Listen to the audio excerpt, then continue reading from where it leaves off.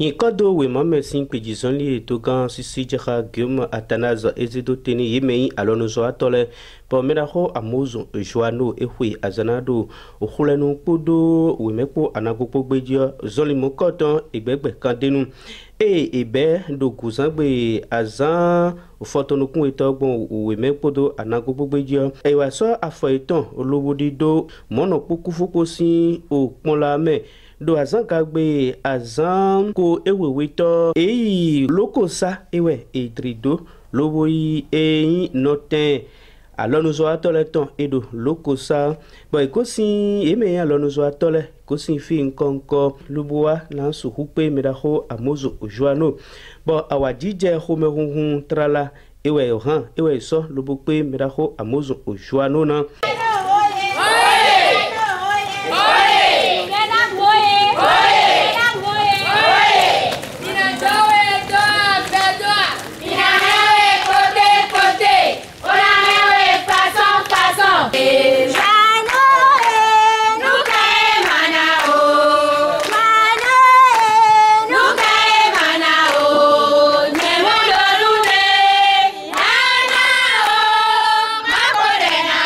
mon koto mi atundo mejile medaho vice-président Usim Mbe Fadei Séraphin eno tito me nomiton Lali Françoise edesu egbon o teka mon koto me bo te mon koto me yeme lobolo loko sale edogbeni medaho lobodo mejile enacheni ofiwi waton amekeye ohe vanemia le kuku de deme apene amesa memo medaho o Fadei Séraphin eho lobodo de mebi patapata bo ayajije ebio olameni avec en tête le président Sénat Kamoussou Joano, la présidente Lali.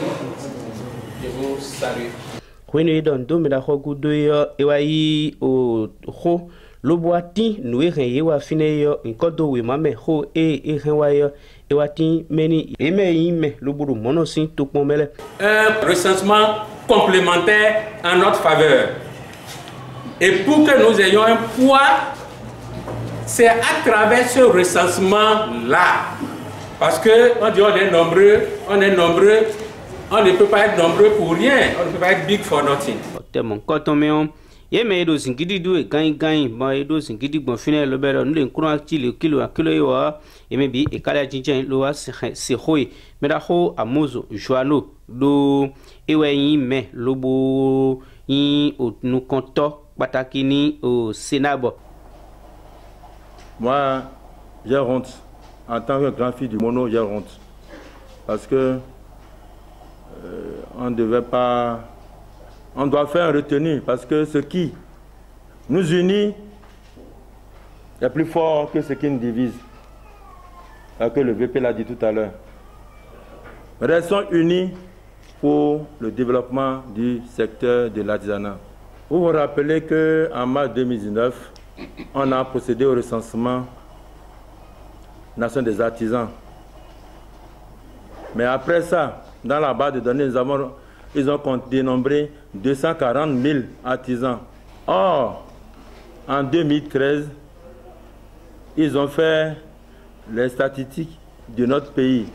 Et ils ont calculé que les artisans font 25% de la population. Aujourd'hui, nous avons environ 10 millions d'habitants. Nous faisons 25% de ces 10 millions à peu près, ou bien voire 11 millions.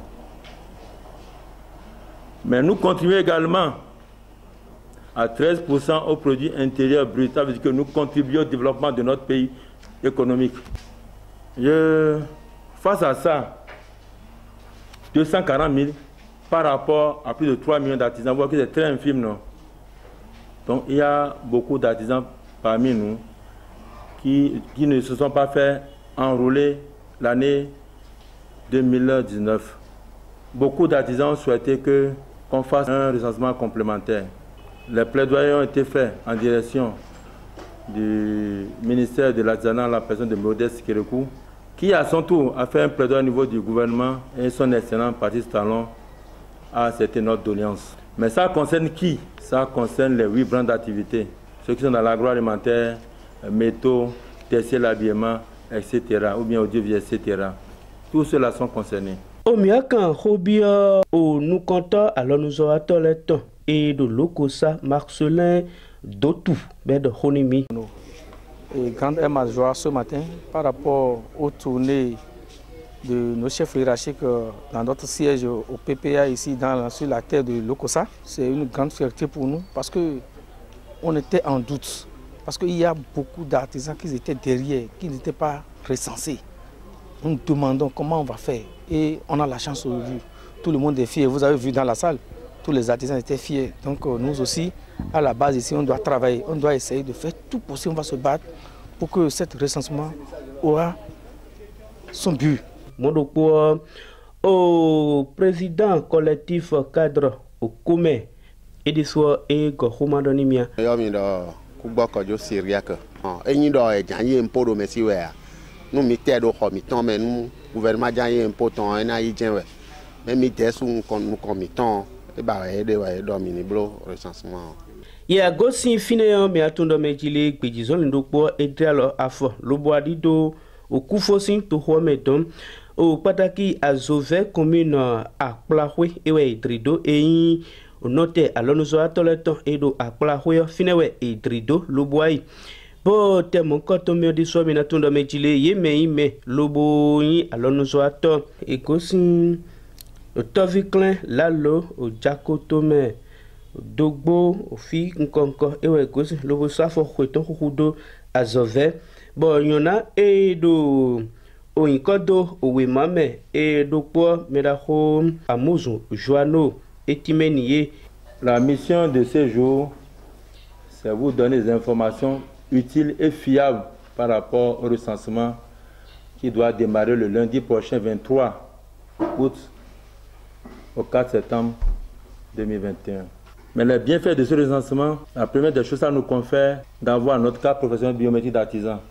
C'est pas ça qu'on sait que vous êtes artisan. Ça là, on ne peut pas savoir si vous êtes artisan ou non. Le gouvernement actuel ne s'improvise pas. Tout se prépare à l'avance. Or, il a des grands projets pour le secteur de l'artisanat. C'est pour cette raison, pour qu'on puisse nous prendre au sérieux, il faut que le maximum d'artisans qui n'ont pas pu se faire recenser, que nous les encourageons, que ceux-là puissent aller se faire recenser. C'est le message très important que nous vous apportons. Le jour de votre recensement, qu'est-ce que nous devons apporter comme pièce justificative? Nous allons apporter, pour ceux qui n'ont pas encore fait, leur récépissé de RAVIP, plus la photocopie certifiée de leur diplôme. Maintenant, s'il y a des artisans qui n'ont pas les récépissés de RAVIP, qui n'ont pas pu se faire ressentir, qui n'ont pas pu faire RAVIP, c'est une occasion pour ceux-là de profiter pour aller faire RAVIP et en même temps se faire enrôler.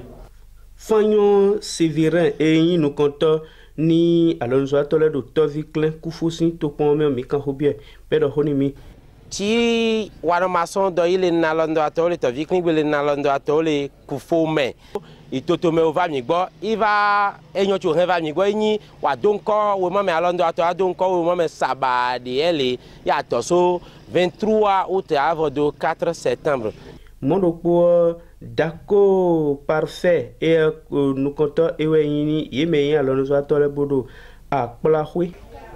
Ce que le président de la Confédération et ses collègues sont arrivés faire dans notre commune à Plahoué, ça m'a beaucoup réjoui.